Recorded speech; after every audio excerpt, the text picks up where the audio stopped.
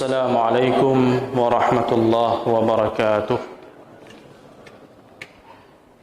الحمد لله رب العالمين، والصلاة والسلام على أشرف الأنبياء والمرسلين وعلى آله وصحبه أجمعين، أما بعد.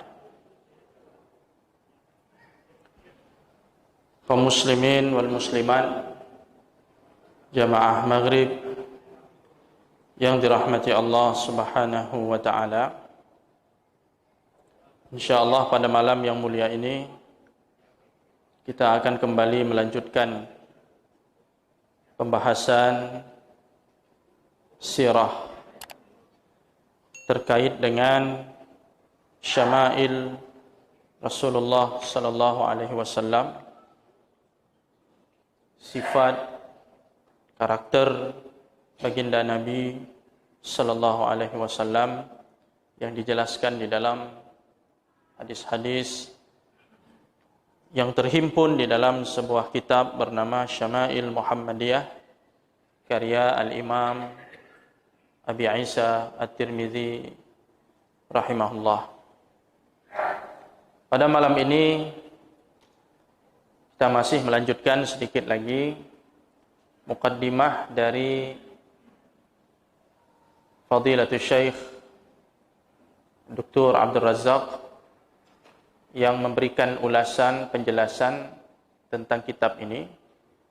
Sebelum memasuki pembahasan di dalam kitab tersebut, beliau memberikan muqaddimah sebagai pengantar mengenai apa yang dimaksud dengan syama'il itu sendiri, dan ini sudah kita jelaskan pada pertemuan sebelumnya. Kemudian apa pentingnya, apa urgensi dari seseorang itu mengetahui dan mempelajari tentang sifat-sifat Nabi sallallahu alaihi wasallam, syama'il, sikap-sikap beliau, karakteristik beliau, baik yang terkait dengan fisiknya maupun akhlak dan perilakunya. Kalau saya tidak salah, kemarin sampai poin keempat. Sekarang poin yang kelima. Sini pensyarah kitab ini mengatakan, sesungguhnya Allah Subhanahu wa taala telah bersumpah di dalam Al-Qur'an tentang kemuliaan akhlak baginda Nabi sallallahu alaihi wasallam. Dalam surah Al-Qalam ayat 4, Allah Subhanahu wa taala menyatakan, a'udzubillahi minasyaitonir rajim, wa innaka la'ala khuluqin 'azim. Sesungguhnya engkau Muhammad benar-benar berada di dalam akhlak yang sangat agung, akhlak yang sangat mulia.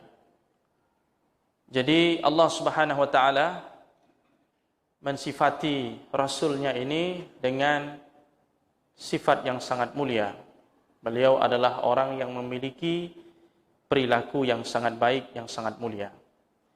Tentu ayat ini perlu kepada penjelasan, karena Al-Quran itu menyampaikan pesan-pesannya secara global, maka perlu mendapatkan al-bayan, penjelasan dari hadis-hadis Nabi sallallahu alaihi wasallam. Bagaimana Rasulullah itu seorang yang memiliki akhlak yang mulia? Seperti apa akhlaknya? Bagaimana perangainya, perilaku Nabi sallallahu alaihi wasallam dalam kesehariannya? Bagaimana sifat beliau, tingkah laku beliau? Ini akan dijelaskan di dalam hadis-hadis Nabi, di dalam sunnah-sunnah Nabi. Karena fungsi sunnah itu adalah mubayyin lil Quran, sebagai penjelas, ya, yang merincikan hal-hal yang umum yang disebutkan di dalam Al-Quranul Karim. Jadi akhlak Rasulullah itu seperti apa? Lihatlah penjelasannya di dalam hadis-hadisnya, di dalam sunnah-sunnahnya, riwayat-riwayat yang sahih tentang Nabi sallallahu alaihi wasallam. Ketika Sayyidah Aisyah radhiyallahu anha ditanya tentang akhlak Nabi sallallahu alaihi wasallam, beliau menjawab, kana khuluquhul Quran. Bagaimana akhlak Rasulullah? Ada orang bertanya kepada Sayyidah Aisyah radhiyallahu anha. Aisyah menjawab, akhlak baginda adalah Al-Quranul Karim. Jadi Rasulullah itu adalah Al-Quran itu sendiri. Semua ajaran-ajaran Al-Quran itu refleksinya itu ada pada kepribadian Nabi sallallahu alaihi wasallam dalam wujud yang nyata. Al-Quran bicara tentang teorinya, prakteknya ada sama Nabi sallallahu alaihi wasallam. Sehingga Sayyidah Aisyah berani mengatakan kana khuluquhul Quran. Jadi tidak ada satupun sisi ajaran Al-Quran itu yang tidak diamalkan oleh Nabi sallallahu alaihi wasallam dalam ucapannya, dalam perilakunya, dalam segala hal. Jadi ucapan Nabi sallallahu alaihi wasallam sebutkan di sini dalam mukaddimah sesuai dengan Al-Qur'anul Karim. Ilmu Rasulullah sesuai dengan ilmu Al-Qur'an. Keinginannya sesuai dengan keinginan Al-Qur'an. Amalannya sesuai dengan petunjuk Al-Qur'an. Ketika Rasulullah meninggalkan sesuatu sesuai dengan perintah dan larangan Al-Qur'an. Jadi apa yang Nabi lakukan dan apa yang Nabi tinggalkan sesuai dengan Al-Qur'anul Karim. Apa yang Rasulullah suka dan gemari sesuai dengan Al-Qur'anul Karim.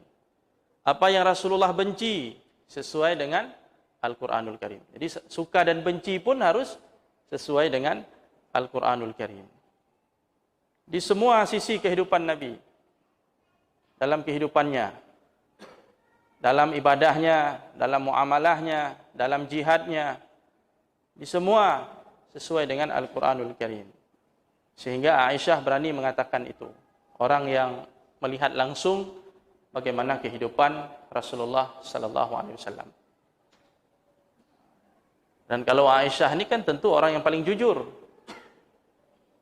Bukan melihat Rasulullah di luar. Kalau di luar mungkin orang bisa pencitraan dan sebagainya di depan orang.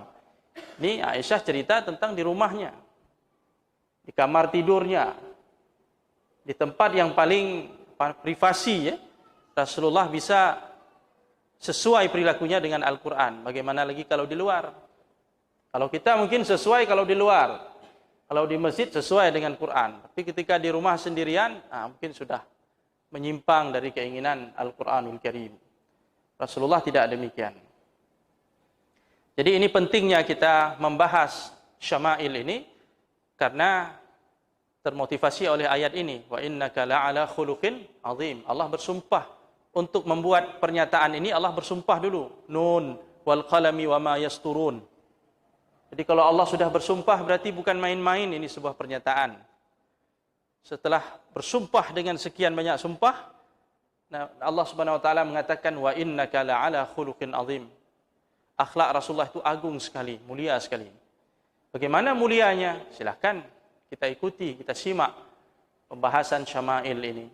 Sehingga betul-betul ketika kita membaca dan mendengar ayat ini, betul-betul kita tergugah. Betul-betul kecintaan kita kepada Rasulullah itu betul-betul beralasan. Bukan karena doktrin semata. Anda harus bisa menjawab kenapa Anda harus mencintai Rasulullah. Harus bisa menjawabnya dengan ilmu. Tahu alasannya kenapa. Hadirin yang dirahmati Allah Subhanahu wa taala. Kemudian alasan yang keenam atau urgensi yang keenam sebagaimana disebut oleh pensyarah, sesungguhnya Allah Subhanahu wa taala memerintahkan kita untuk berselawat dan mengucapkan salam kepada Nabi sallallahu alaihi wasallam. Sebagaimana dalam surah Al-Ahzab ayat 56 Allah Subhanahu wa taala berfirman, a'udzubillahi minasyaitonir rajim. Innallaha wa malaikatahu yusalluna 'alan nabiy.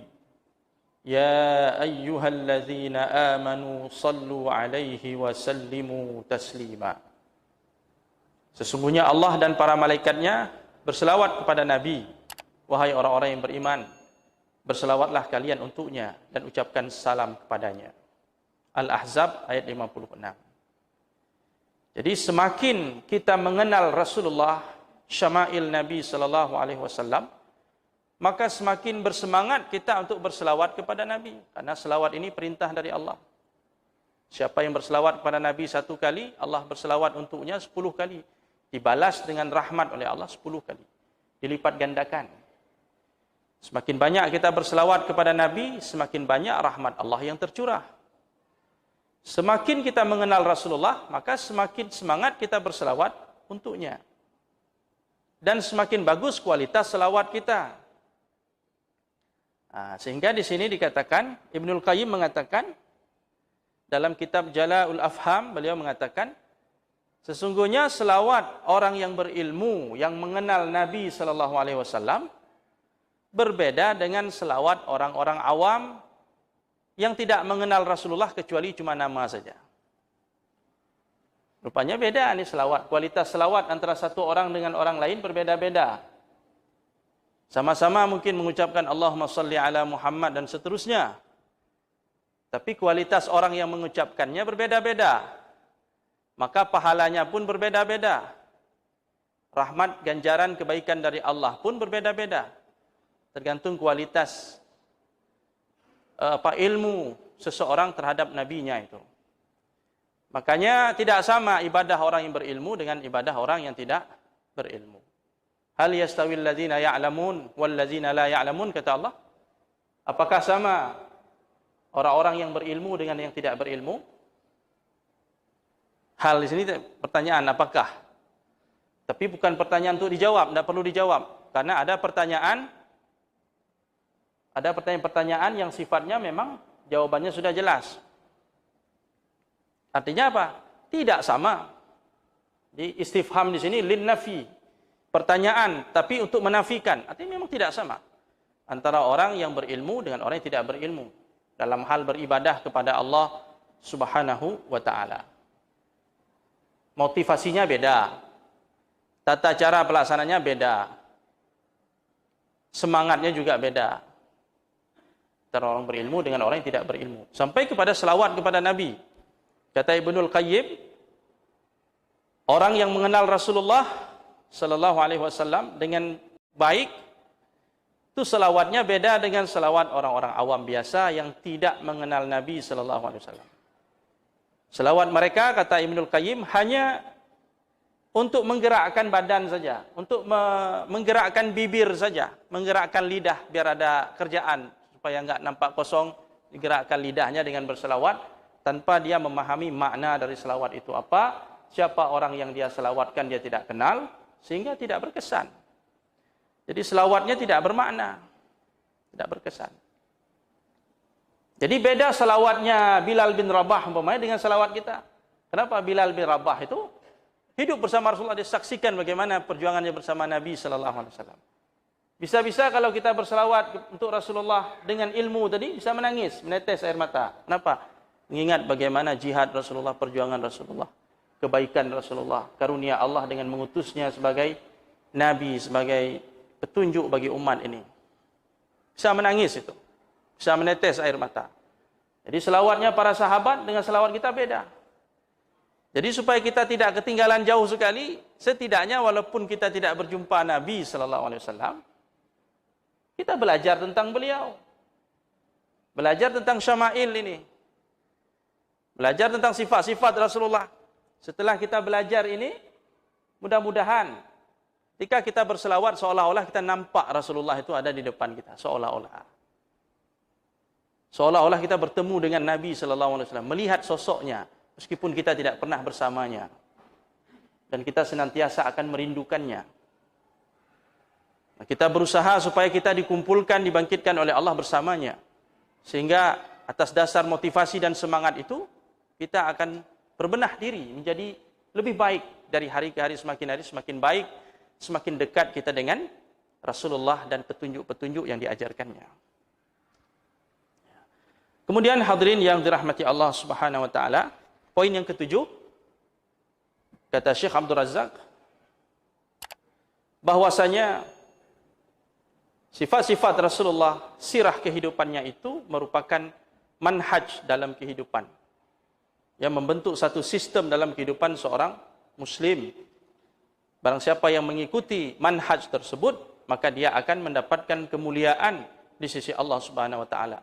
Generasi yang mengikuti manhaj kehidupan Rasulullah sallallahu alaihi wasallam dan para sahabatnya akan meraih kemuliaan di sisi Allah di dunia maupun di akhirat. Sementara suatu generasi yang meninggalkan agamanya, meninggalkan Rasulullah sallallahu alaihi wasallam dan ajarannya, maka generasi itu adalah generasi yang akan binasa, generasi yang akan kehilangan identitasnya, generasi yang kehilangan keluar dari fitrahnya. Ya, menjadi generasi yang hilang dalam peradaban yang sesungguhnya. Jadi ketika kita ingin meraih kemuliaan di sisi Allah, maka kemuliaan itu ada pada kecintaan kita kepada Nabi dan komitmen kita mengikuti sunnah-sunnah Rasulullah sallallahu alaihi wasallam dan manhaj kehidupan beliau dalam segala sisi kehidupan. Jadi kaum muslimin yang dirahmati Allah Subhanahu wa taala, disinilah kunci dari kemuliaan itu. Ya. Baik dalam masalah akidah, dalam masalah ibadah, dalam masalah akhlakul karimah.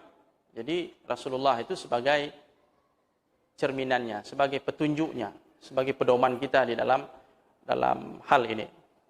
Apabila kita jauh dari itu, maka kita akan ditimpa kehinaan, kekalahan, keterpurukan, kemerosotan dan sebagainya. Seperti yang mungkin dialami oleh umat Islam sejak beberapa kurun, ya, sejak mereka runtuh jatuh kemuliaannya sebabkan karena meninggalkan nabinya, meninggalkan Rasulullah sallallahu alaihi wasallam yang sebenarnya itu merupakan anugerah Allah kepada kita. Jadi ketika kita ingin bangkit, maka kita harus kembali ke sana. Tidak mungkin umat ini bangkit kecuali sebagaimana bangkitnya generasi-generasi awal Islam. Jadi yang menyebabkan kita bangkit di akhir zaman ini ketika kita kembali kepada khittah, kepada sebab-sebab kebangkitan yang pernah dialami oleh generasi-generasi awal Islam. Oleh karenanya di sini perlunya kita mempelajari syama'il Nabi sallallahu alaihi wasallam.